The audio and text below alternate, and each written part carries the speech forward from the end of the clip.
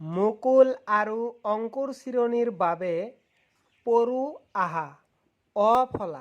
অফলা আমি এতিয়া পঢ়িম। তোমালোকে মোৰ লগে লগে ক'বা।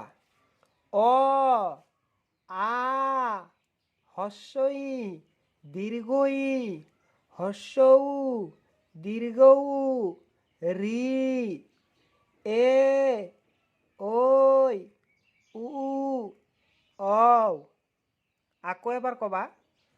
অ, আ, হস্ৰ ই, দীৰ্ঘ ই, হস্ৰ উ, দীৰ্ঘ উ, ঋ, এ, ঐ, উ, ঔ। সুন্দৰভাৱে মোৰ লগে লগে পঢ়ি যাবা।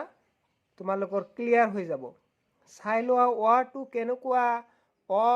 এইটো এইটো হৈছে আ, হস্ৰ ই, দীৰ্ঘ ই, হস্ৰ উ, দীৰ্ঘ উ, ঋ, এ, ঐ, উ, ঔ।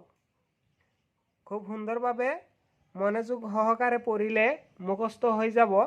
তোমালোকে আৰু এবাৰ পঢ়ি লোৱাচোন। অ, আ, হস্ৰ ই, দীৰ্ঘ ই, হস্ৰ উ, দীৰ্ঘ উ, ঋ, এ, ঐ, উ, ঔ। এতিয়া আমি ওলোটা ফালৰ পৰা পঢ়ি যাম। তোমালোকে চাই ল'বা।